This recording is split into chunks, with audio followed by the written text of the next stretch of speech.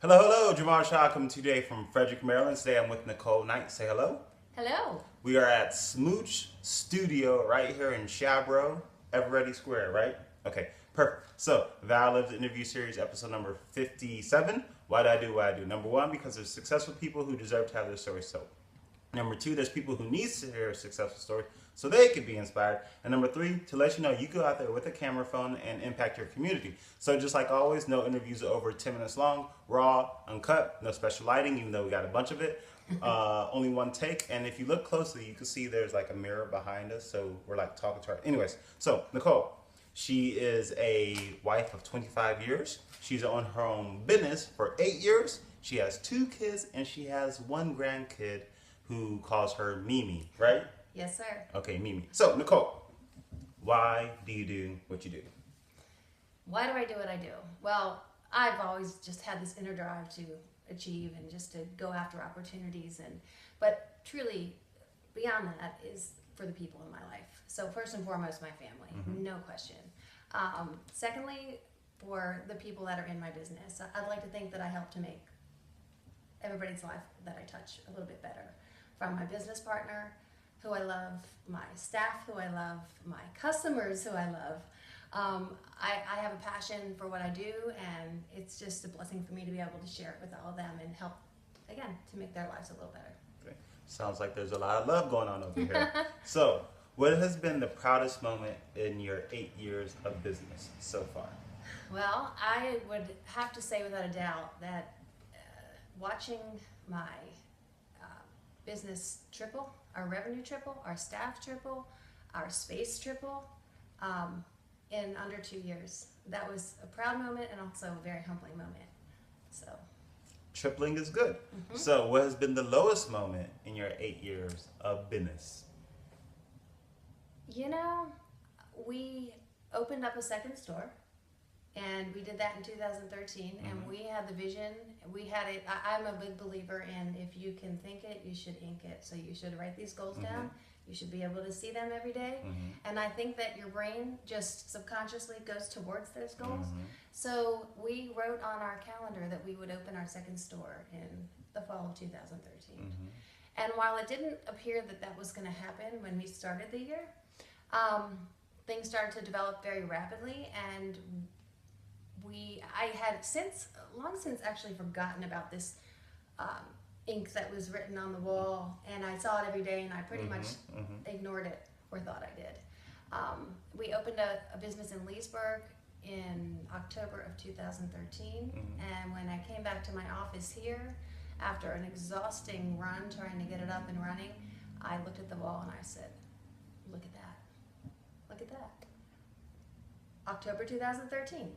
So while that was really cool, that store didn't perform as we had hoped it would. And very quickly, I think within a year, I realized that it wasn't really where we belonged. And I started to digest the fact that, I think we need to just dissolve this and say we made a mistake and we can learn from our mistakes and keep doing what we're doing. So I wouldn't even say it was a low. It was just something that didn't work out the way that we planned. So if I had to say a low, that would be it. Okay. So, how many employees do you have? About 8. Okay. So, how do you create team culture so everybody's not killing each other?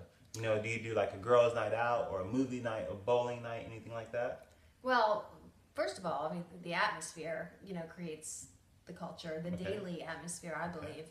And I really try to recognize the different strengths that each of my staff members bring to the table. Because while one person might be great at this and not so good at that, there's another person that's good at that, and she might not be so good at this. So we all bring the best of what we have to the table, and I try really hard to recognize that publicly with my staff, and I try to get them to see that about each other. Where they might get frustrated with somebody, and because they made a mistake and they're cleaning up the mess behind them, and I'm like, yeah, but she's great at this. Let's make sure she does more of that, and you do more of this. Right. And so we do staff parties. We had a really tough year and a half, and we had a lot of things happen personally, and we lost some people, and it was tough. It was an emotional year, and so we had a staff pool party in August at my house, and simple. It was fun, but it was a lot of connecting. And what we did was we had each staff member submit. I just asked the question, what do you most appreciate about these people? Okay. Give me a word, or give me 3 or 4 words. Give me phrases, whatever is fitting, just not too long. And then we actually made wine glasses. Okay. I did. My partner and I did. We actually designed a wine glass for each staff member with their name and the words all over it that everybody said about them, or the phrases. And it was actually really moving when we gave them to the staff, because they were like little kids. They couldn't wait to read what everybody had said about them. And what was so cool was that there was a common string. So the same word appeared so many times, like giving heart, always there for you, or inspiring, or funny things too. So it was great. So we really try to recognize when our staff is getting low, or they're at each other's throats, and try to just do damage control before anything. But we have an awesome staff. So moving forward, let's keep these a little bit shorter, okay? Because we're running out of time. So where do you see yourself in 5 years? I love where I am right now, I have to say. Not that I don't have big goals. I am, we talk about franchising. Okay. We talk about expanding. I would love to take our brand national. Okay. And so I'm just a believer that the right people will come into my life if that's what's supposed to happen, and I stay open to the opportunities. All right. Tell me about your morning routine. What do you do to get your day started successfully? Coffee. Okay. My laptop. Okay. Sit in bed for about an hour. I catch up on my emails. Might do some ordering and things like that. Pray for my family and others, and get out the door. All right. So what book are you currently reading? I just started The Confidence Code by Claire Shipman. Okay. What's that all about? Heard her speak at an event a few weeks ago, and she was amazing. And it's actually a lot of scientific research on the female brain versus the male brain, and how we exhibit confidence versus the way that you might exhibit confidence, or how we think, and how women tend to be their own worst enemy in that department. So. Alrighty. So daily habit, if you don't do it, your day doesn't feel successful. Sitting down at the dinner table with my family. Okay. So every night having dinner together as a family. Yep. Now, I've heard, do you do religion and politics at the dinner table, or no? Oh yeah. Okay. We do it all. That's what I'm talking We're about. unafraid. All right, good stuff. I love it. I love it so much. Okay, so somebody comes to you, they just graduated college, they want to do what you do. What's the first piece of advice that you would give to them to be a successful business owner like yourself? Don't be afraid to start at the bottom.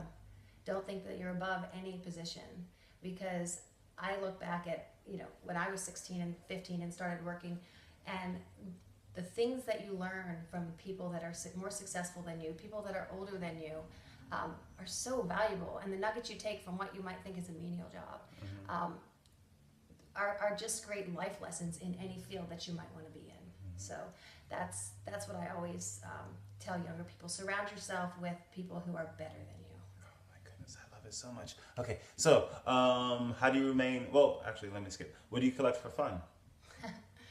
Oddly enough, wine corks. Corks. My husband finally built me the wall that I wanted. My husband's a builder. And I have a huge wine rack, and on either side there's glass walls, and they're filled with wine corks almost to the ceiling. How big are these walls? Over decades. Okay. How big 9 foot. It was just 9 foot high. Holy crap. Okay, so do you have any pets? Well, they're only filled halfway. Oh, wait. Okay, so run out of time. So how can people get a hold of you? Smoochstudio.com. Okay. Or 301-694-KISS, or just come visit us in downtown Frederick, Never Ready Square on East Street. All right.